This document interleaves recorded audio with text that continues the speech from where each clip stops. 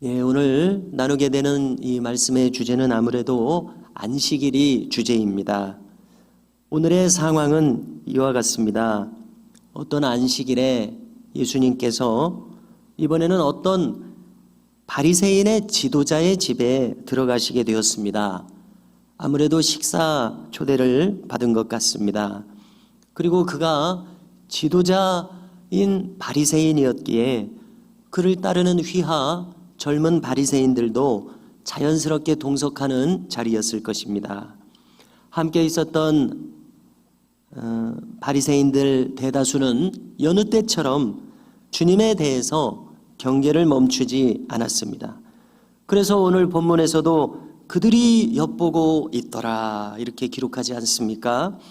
이렇게 바리새인들은 언제나 주님에 대한 경계심을 늦추지 않고 있는 형국이었습니다. 그래서 언제나 성경을 읽을 때마다 이러한 그들의 태도를 볼 때 참으로 딱하기 그지없다고 생각이 들어집니다. 사람은 누구나 보편적으로 이질적인 것에 대해서는 거부감을 가지고 있습니다. 좀 시간이 필요하고 수용하기에는 또 넓은 마음이 필요한데요. 또 그러한 차원에서도 바리새인들은 자기들과 좀 다른 이질적인 주님에 대해서 본능적인 거부감도 있었을 것입니다. 그러나 오늘 내용을 잘 살펴볼 때에 그 인간의 본성에 있는 그 의로운 것을 멈출 수는 없다. 교리가 멈출 수는 없다. 이런 생각을 하게 됩니다. 이에 대한 내용이 오늘 다뤄지고 있습니다. 자, 이와 같은 상황 속에서 그 공간에는 수종병이라고 하는 병에 든 사람이 있었습니다. 수종병이라고 하는 병은 찾아보게 되면은 몸이 붓는 병이라고 설명되어 있습니다. 그러므로 이것은 어떤 질병이라고 이렇게 심각하게 생각하기보다는 몸이 붓는 증상입니다. 즉 어떤 이유로 해서 체액이 분비돼서 그것이 차오르는 겁니다. 그래서 이 배가 그 물이 차서 빵빵하게 부어오르는 그런 분들도 있고요. 또 어떤 분은 이 머리 뒤쪽에 혹이 난 것처럼 그렇게 되기도 하고, 또 이렇게 우리가 동화에서 혹부리 영감이라고 하는데요. 이렇게 턱 밑에 물혹이 생겨가지고 이렇게 늘어지는 경우도 있고, 이제 여러 가지 경우가 있습니다. 그래서 주로 복부나 사지 등에 이러한 증상이 나타난다고 하는데요. 이제 그 수중병 든 사람이 그 자리에 있었습니다.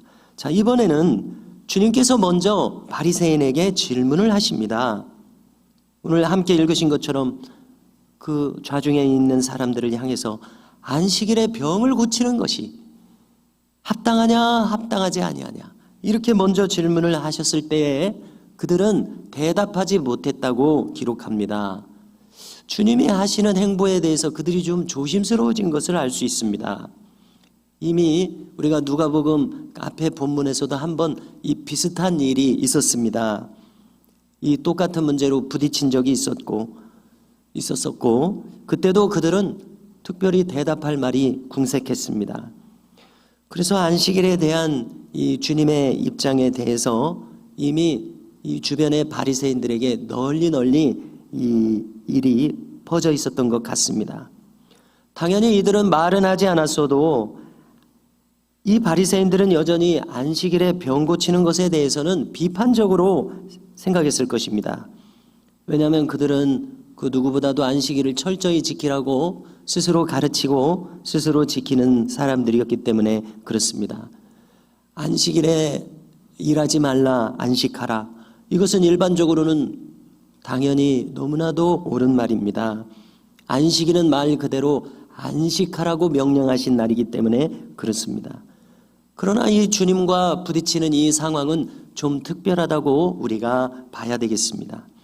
왜냐하면 주님께서는 노동의 일환으로서 병을 고치신 것이 아니라 의사가 안식일에도 일하는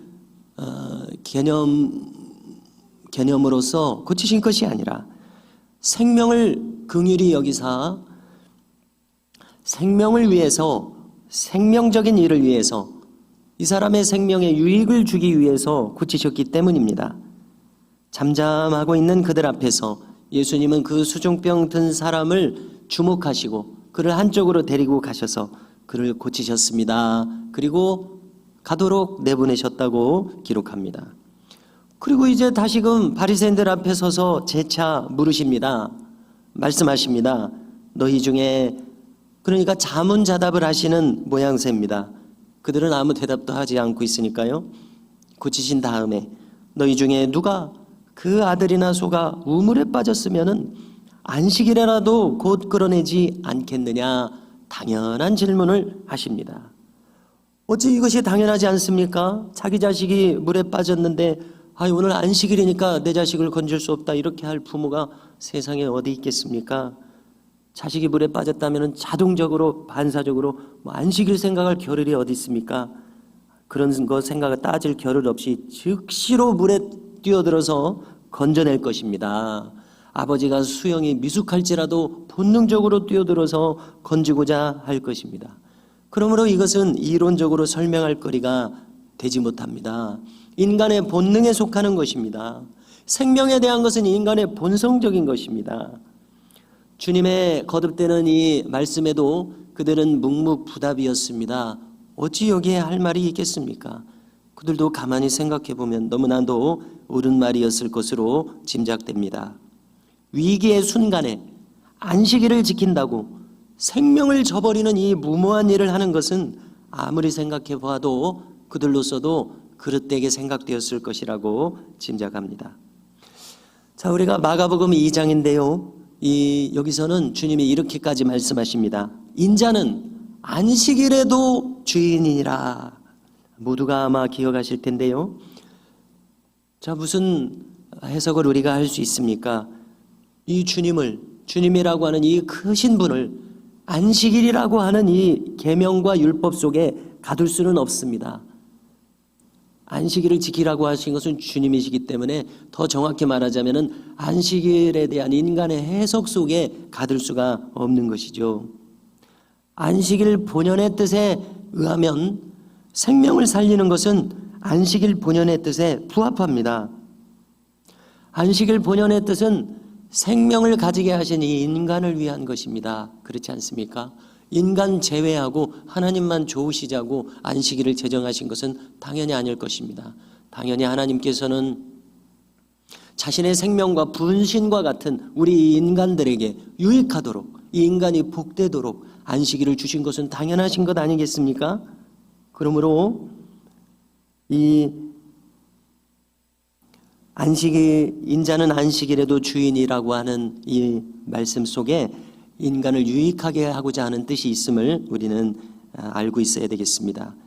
하나님은 우리 인간을 참 재미있게 지으신 것 같은 생각이 듭니다. 왜냐하면 하나님은 못하실 일이 없지 않습니까? 그러므로 우리 인간을 어떤 감기에도 걸리지 않도록 튼튼하게 만드실 수도 있으셨을 것입니다. 그러나 허망하게 우리 인간은 조금 심리적으로 위축되기만 해도 면역력이 약해져서 훌쩍 감기에 걸리고 이렇게 고생하면서 이렇게 생활하게 됩니다. 우리 인간을 참 한편에서는 약하게도 지으셨습니다. 기계처럼 만들지 않으셨습니다. 그 쉬운 예로서 가령 도무지 잠을 자지 않고 깨어 있을 수 있는 사람은 아무도 없습니다. 그렇지 않습니까? 아무리 자지 않으려고 버텨보아도 이 졸리는 눈꺼풀을 막을 사람은 없습니다. 어느 한순간에는 예를 들어서 100시간 잠을 안 잤다고 해보면은요, 한계에 다다라서는 잠을 자야 됩니다. 죽은 것처럼 잠을 자야지만 인간은 다시 살아난 것처럼 깨어나서 움직일 수 있도록 하나님이 지으셨습니다. 얼마나 생각해 보면 좀 재미있습니까? 이렇게 우리 인간을 지으셨습니다. 매일매일 푹 자고 다시 일어나야지만 생체 리듬을 이어갈 수 있도록 지으셨습니다. 뿐만 아닙니다. 이 시간을 확장해서 일주일에 7일, 이 안식일처럼 7일마다 하루씩 쉬어줌으로써 보다 더 생기 있게 살도록 지으셨다는 사실입니다. 이 어떤 목사님의 좀 안타까운 일화입니다. 자, 어떤 목사님이냐 이 일화가 전해지는데요. 이 목사님은 젊은 목사님입니다. 이제 받은 사명을 잘 감당하기 위해서 목회를 준비하기 위해서 열심히 신학 공부를 했다는 것입니다. 그런데 목회를 시작한 지 얼마 되지 않아서 젊은 나이에 요절하고 말았다는 것입니다. 그래서 내용을 들어본 즉 무엇인가 하면요, 이분은 너무나도 열심히 특심한 나머지 주일에도 쉬지 않고 신학 공부를 했다는 것입니다. 주일에도. 그래서 왜 이렇게 일찍 죽었냐라고 이제 분석을 할 때에 너무나도 과로를 한 것이죠. 몸과 마음을 쉬어줘야 되는데 열심히 너무 지나친 나머지 주일에도 몸과 정신을 쉬지 않고 가동시키다가 보니 그것이 몸이 견딜 수가 없어서 죽게 되었다. 참 이 얼마나 허망하고 안타까운 일입니까? 사명을 더 잘 감당하기 위해서 한 일이 본인을 이렇게 해치게 되었다고 하니 얼마나 안타까운 일입니까? 그래서 우리는 이렇게 이런 일을 통해서 간접적으로 알게 됩니다. 하나님은 처음부터 우리 인간을 지으실 때에 휴식하도록 지으셨구나. 매일 잠을 자도록 지으셨습니다. 안식일마다 안식하도록 지으셨습니다. 그래서 우리가 안식일에도 쉬지 않고 일을 한다면은 달이 날 수밖에 없다고 하는 것을 꼭 알아야 되겠습니다. 자, 또 재미있는 이야기가 있습니다. 어떤 수산물 시장에서 있었던 일이라고 합니다. 우리가 수산물 시장에 가보면은 가게들이 비슷비슷하게 생겼습니다. 자, 그런데 이 목사님이 신방을 갔을 때에 그 비슷한 가게 중에서 안 믿는 집 가게 주인이 이 목사님이냐 그러면서 목사님한테 항의하듯 이야기를 했다는 것입니다. 지금 목사님이 찾아온, 신방이라는 말을 모르니까요, 찾아온 이 집 사람은 맨날 문을 닫습니다. 일요일에는 교회 간다고 문을 닫습니다. 수요일에도 예배 보러 간다고 문을 닫습니다. 또 가끔씩 배신방을 한다고 문을 닫습니다. 우리 집보다 문을 닫는 날이 시간이 훨씬 많은데 왜 이 집에는 손님이 많은데 우리 집에는 이렇게 손님이 적습니까? 라고 항의하듯이 물어봤다는 거예요. 그리고 가만히 보니까 자기네 집보다 더 잘 사는 것 같대요. 그래서 도무지 이해할 수가 없어서 자기도 이제 곧 교회에 나갈 모양이라고 그렇게 이야기를 했다는 것입니다. 참 재미있는 일인데요. 이것이야말로 실생활에서 증명되는 신앙생활이라고 생각이 됩니다. 그리고 이것은 어느 누구에게라도, 사람이라면 누구에게라도 적용할 수 있는 실제적인 사례일 것이라고 생각합니다. 자, 학생이라고 가정해 보십시오. 학생은 학생대로, 또 일하는 일꾼이면 일꾼대로, 노동자면 노동자대로, 또 기업가면 기업가대로 실제로 자신의 생활에서 체험할 수 있는 사례일 것입니다. 학생을 또 예를 들어보겠습니다.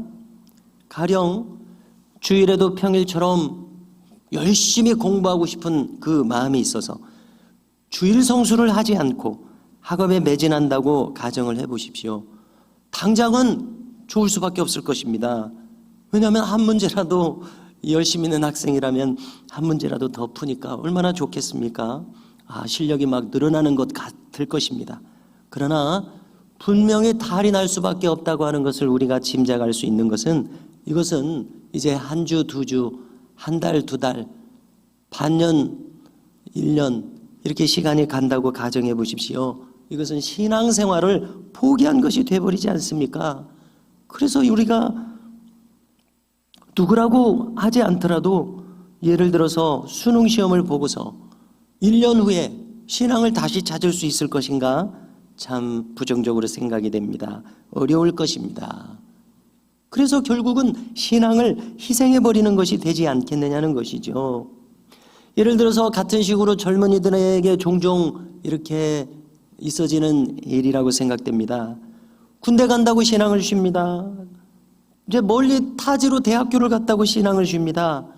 이렇게 되면은 영영 신앙을 잃어버리게 될 위험성이 있습니다. 유대인들에 대해서 이와 같은 말이 통용되고 있습니다. 유대인들은 그 가장 큰 특징 중에 하나가 안식일을 지키는 것입니다. 그래서 통용되는 말이 이와 같은 말인데요. 유대인들이 안식일을 지키는데 유대인들이 안식일을 지킨 것이 아니라 안식일이 유대인을 지켰다.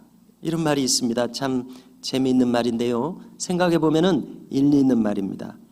우리가 유대인을 인종적으로 보면 어떻게 생각하십니까? 우리 한국인은 단일 민족이라는 자부심을 가지고 있지 않습니까? 유대인은 어떻게 했습니까? 유대인도 단일 민족일 것 같은 생각이 들죠. 그러나 인종적으로 보면은 중국인도 유대인일 수가 있습니다. 마찬가지로 한국인도 유대인일 수가 있습니다. 동양인들이 유대인이 될 수가 있습니다. 흑인도 유대인이 될 수 있고 백인도 얼마든지 유대인이 될 수 있습니다. 한마디로 말해서 인종적으로 보면 유대인은 단일 민족이 될 수 없다는 것입니다. 우리는 이것을 성경에서도 추측할 수 있습니다. 왜냐하면 그들은 이미 주전 700년대에 북왕국 이스라엘 10지파잖아요. 10지파가 멸망당해서 전 세계로 다 흩어져 버렸습니다. 아수르가 그런 강압 정책을 폈지 않았습니까? 그때부터 그들은 혼혈민족입니다. 이방인들이 북왕국에 들어와서 살게 만들었습니다. 그래서 사마리아 사람들 혼혈인이라고 유대인 취급을 안 해서 문제가 되는 것이 신약 성경에 나오지요. 또 주전 587년 바벨론에 의해서 멸망당할 때도 수십만 명이 끌려갔습니다. 이렇게 이 유대인들은 디아스포라라고 하지 않습니까? 흩어져서 사는 사람들, 전 세계에 흩어져서 사는 사람들이 주전 700년대부터 이런 일이 있었습니다. 혼혈 민족이 되기 시작했습니다. 주후 70년에 우리가 신약 성경 이후 시대에 예루살렘 멸망 이후로도 그들은 전 세계로 흩어져서 살고 있고 지금도 이스라엘 본토에 사는 유대인들보다 미국에 몇백만 명이 산대요. 300만인지 700만인지 기억이 가물가물합니다. 유럽에도 또 지금 전쟁이 벌어지는 우크라이나에도 러시아에도 아주 수십만 수백만 단위의 유대인들이 저 에티오피아에도 살고 있는 것을 우리가 찾아보면은 어렵지 않게 알 수 있습니다. 그러므로 이 유대인들은 이민족들 가운데 살면서 혼혈인이 될 수밖에 없습니다. 주로 백인들처럼 보입니다마는 유럽에서 많이 살았기 때문에 이런 관점에서 좀 더 살펴본다면은 이러한 측면이 좀 특별하게 우리가 살펴보게 되는 것은 그들은 모계가 유대인이면은 자식도 유대인이라고 합니다.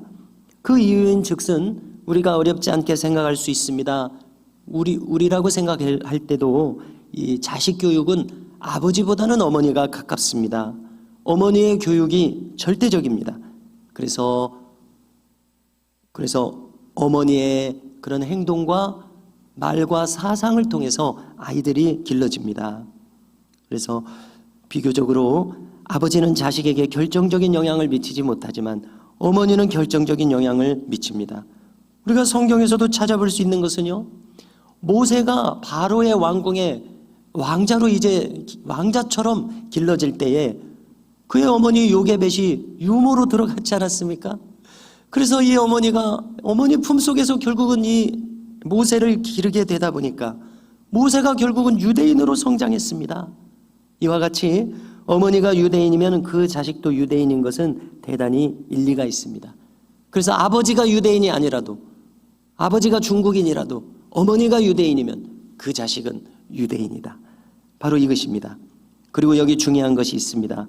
이 유대인들이 나는 유대인일 수 있는 것은 바로 안식일을 중심으로 수천 년 동안 지켜왔기 때문입니다. 안식일을 지킴으로써 자신이 유대인이었었던 것입니다. 이렇게 해서 안식일을 중심으로 살았다는 것은 하나님 말씀 중심으로 살았다는 것이죠. 그러므로 안식일이 유대인을 지켰다고 하는 것은 인종적으로도 역사적으로 보아도 대단히 일리 있는 설명이 되겠구나 생각합니다. 이제 그 안식일에 대한 주제이기 때문에 안식일에 대한 10가지 측면의 그 안식일의 원리를 간단하게 살펴보고 오늘 내용을 마치고자 합니다. 자, 모두가 성경에 있는 것입니다. 첫째로 안식일이란 휴식의 원리가 거기 있습니다. 아예 세상 일을 잊어버리고 휴식을 취하는 날로 하나님께서 세우셨습니다. 그러면 우리의 경험도 안식일에 안식하고 나면은 새로운 힘을 얻는 그러한 복된 날인 그런 경험을 우리 모두가 가지고 있습니다. 둘째로 안식일은 성경에서 말씀합니다. 복된 날입니다. 모든 것을 만들고 일곱째 날에 쉬었음이라 기록하시죠. 그 다음에 그러므로 나 여호와가 안식일을 복되게 하여 그날을 거룩하게 하였느니라. 하나님의 안식일을 복되게 하셨다고 이렇게 분명하게 말씀하고 계십니다. 관련해서 이 나폴레옹에 대한 일화가 전해지고 있습니다. 이제 나폴레옹은 전쟁에서 패배하고 실각하여 세인트 헬레나 섬에 유배를 당하게 되는 일이 있었던 것을 아실 텐데요. 그때 어떤 기자가 나폴레옹에게 찾아가서 인터뷰를 했습니다. 그는 이제 유배 중에 있는 초라한 나폴레옹에게 과거를 회상시키면서 각하는 언제 가장 행복했습니까? 라고 물었을 때 나폴레옹이 이렇게 특이한 대답을 했다는 것입니다. 그런 대답하기를 그날은 포성이 여전히 울려 퍼지는 전쟁 중에 있었던 어떤 날이었었네. 그날은 주일날이었었네. 나는 교회로 들어가서 이 무거운 철물을 벗고서 하나님 앞에서 조용히 예배를 드렸었는데 지금 회상해 보니 그 시간이 정말 나에게는 행복한 시간이었네 라고 대답했다는 것입니다. 참 나폴레옹에게 이러한 일화가 있었다고 하는 것이 놀랍습니다. 이처럼 안식일은 복된 날입니다. 또 관련해서 제가 기억하고 있는 다음의 내용을 전달하고자 합니다. 어떤 목사님은 이렇게 말하는 것을 들어봤습니다. 여러분들이 주일에는 절대로 아이들이 그릇된 일을 해도 혼내지 마십시오. 왜냐하면 안식일에는 주일에는 내가 잘못했어도 혼나지 않는 날이구나. 주일은 좋은 날이구나. 이러한 인식을 아이들에게 줘야 된다는 것입니다. 그래서 너무 재밌게 들었을 뿐만이 아니라 아이고 나는 그 아이들을 잘못 대했구나 이런 생각을 하게도 되었었습니다. 참 재미있는 설명이었고요. 셋째로 안식일은 거룩하게 지켜져야 합니다. 그러므로 우리는 여호와 앞에 내 몸을 보이라고 하시지 않습니까? 이 말씀 그대로 경건한 몸과 마음으로 하나님 앞에서 예배자로 거룩하게 예배하는 날로 삼아야 할 것입니다. 넷째로 안식일에 대해서 이 날을 성수하는 것은 하나님이 부탁하시는 것이 아니라 명령이라는 것을 기억해야 되겠습니다. 하나님의 명령이기에 이것은 무조건적입니다. 절대적입니다. 그러므로 우리는 인간으로서 절대적인 명령을 상대화해서는 아니 될 것입니다. 이 세상에 이 절대적인 명령을 상대화할 뿐만이 아니라 아무것도 아닌 것으로 생각하는 사람들이 너무나도 많죠. 우리는 이렇게 말씀의 기준을 철저하게 지켜야겠습니다. 다섯째로 안식일은 준비하여 지키는 날입니다. 광야 생활을 떠올려 보십시오. 안식일에 먹을 만나는 그 전날 미리 준비해야 했습니다. 그러므로 우리도 토요일 밤에 늦게 자고서 상쾌한 주일을 맞을 수는 없습니다. 예배를 위해서 몸과 마음을 미리 준비하는 일이 필요함을 깨닫게 됩니다. 여섯째로 안식일은 뭐니 해도 즐거운 날입니다. 이사야서에서 이렇게 말씀합니다.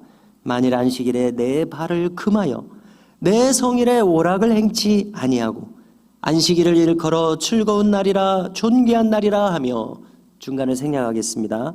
그러면 내가 여호와 안에서 즐거움을 얻을 것이라 여호와의 입의 말씀이니라. 이사야서 58장 중의 내용입니다. 안식일은 즐거운 날입니다. 일곱째로 안식일은 생명입니다.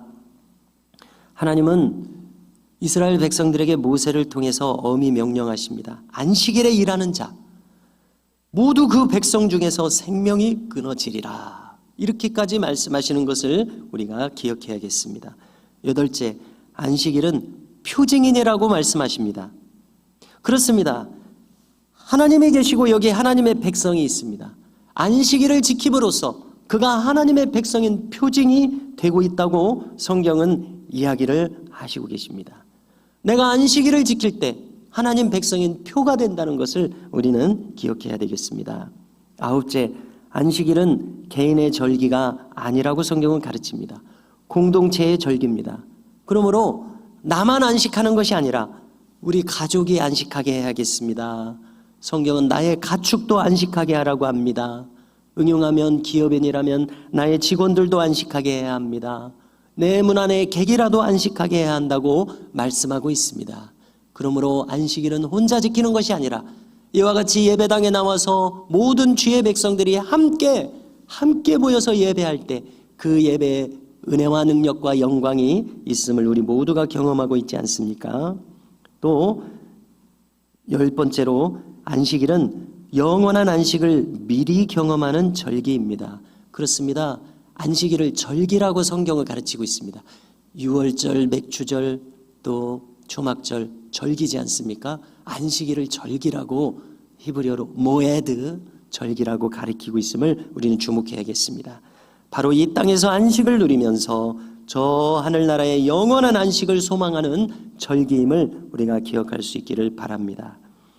이와 같은 축복과 원리를 기억하면서 안식일 성수, 즉 우리식으로 주일 성수를 우리 자신의 본성처럼 대하는 우리의 신앙생활이 될 수 있기를 주님의 이름으로 축복합니다.